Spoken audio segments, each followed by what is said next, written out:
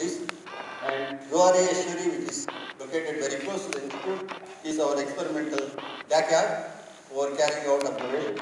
And then this is the place where most of my colleagues and students take their observations on a daily basis.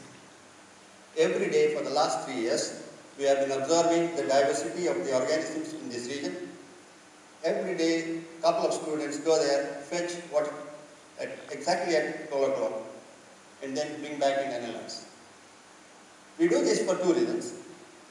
Estuaries are also places where most of the time ports are located. And the port quality waters is an essential requirement, or will be an essential requirement in the future, because the ships that take ballast water from such regions are going to be quarantined when the ship calls into their foreign port. So it is essential in the interest of the country that we need to know what is the quality of water that we have at the such places.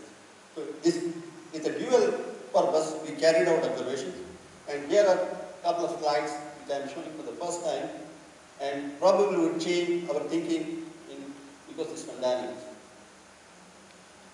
To begin with, Dr. Patil and his team started observing phytoplankton.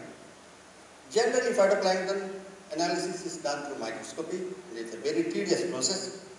And with the innovation in technology, it has now become automated, and it is possible for us to look at phytoplankton through systems like FlowCam and flow cytometry with greater accuracy.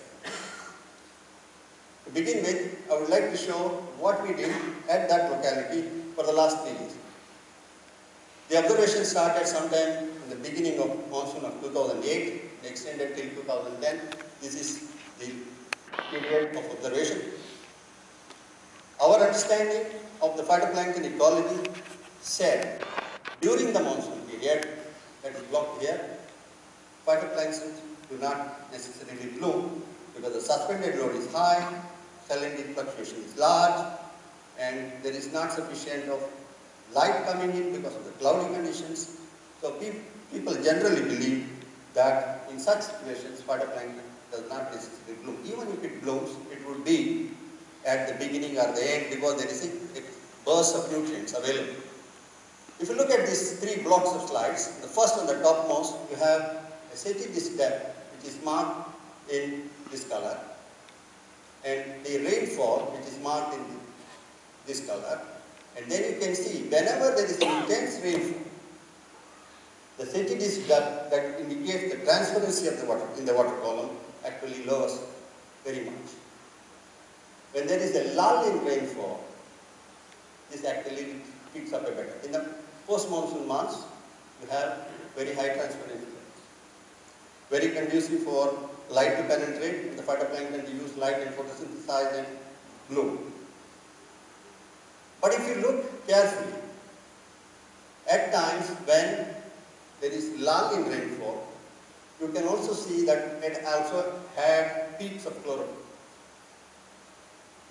And then these peaks of chlorophyll was, if you estimate, in the coastal waters, the general perception is that they are usually from a size class of organisms which are larger than 20 microns. But here, for the first time, we found that there are organisms which are larger than 100 microns blooming under monsoon conditions. You can see this patches picking up. And more interestingly, we also found organisms which are less than 3 microns contributing substantially during the post-monsoon months. Not totally absent during. This is a size class of organisms which has drawn attention of marine biologists and ecologists in the last 20 years. And we, for the first time, were identifying that in the coastal environment, this contribution of phytoplankton could make a difference for organisms, how they live and survive